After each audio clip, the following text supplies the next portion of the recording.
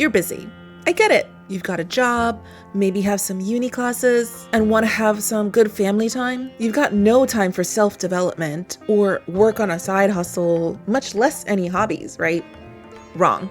It's not only possible to cover all the must-dos, but you can also have time for all the want-to-dos. Take it from me, your resident have-your-cake-and-eat-it-to-aholic. I'm balancing 2 jobs, doing my master's degree, running 3+ YouTube channels and their associated social medias, and doing accounting books for 4 businesses. All the must-dos, while also studying 4 languages, piano, digital art, coding, and consuming personal development and general level yourself up media. All the want-to-dos. It's not just kinda possible, it's astronomically possible.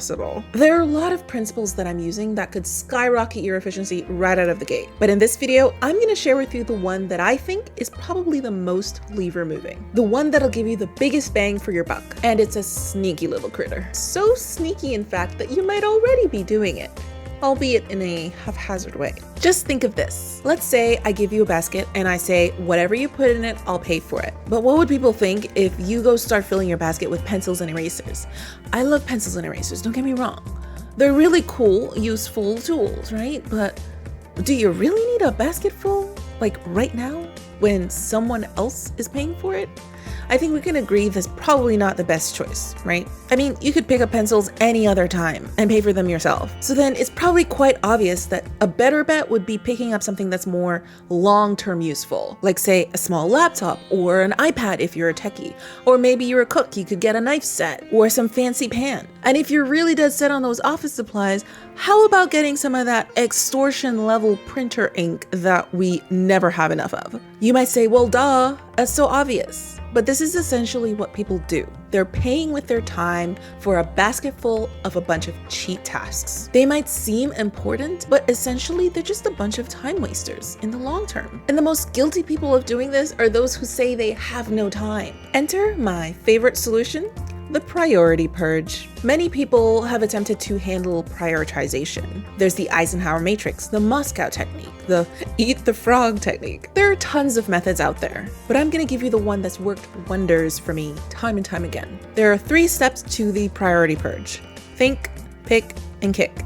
Pretty easy, right? First one is to first think of all the things you have to do in your life, both the things you have to do and the things you want to do that maybe you're not getting in your schedule yet. This especially includes those non-negotiables, but don't start negotiating them right now. Just list them. Then for each of them, you're gonna tag on their mental and actual workload from low to moderate to high. And you can have moderate to high, low to moderate. You can mix and match as you need. For instance, editing for my English teaching channel is low load, but editing for this channel is low to moderate. And then editing for my anime reaction channel, that's moderate to high. Second stage is to pick. We're gonna identify the top priority ones. These are the ones that have detrimental short and or long-term consequences if they're not done. My schoolwork, that's high priority for obvious reasons. Reading, on the other hand, is super important to me and actually a long-term positive, but there really is not a detrimental effect to me right now if I just put it down for an extended period of time. Now, the last part is the critical step.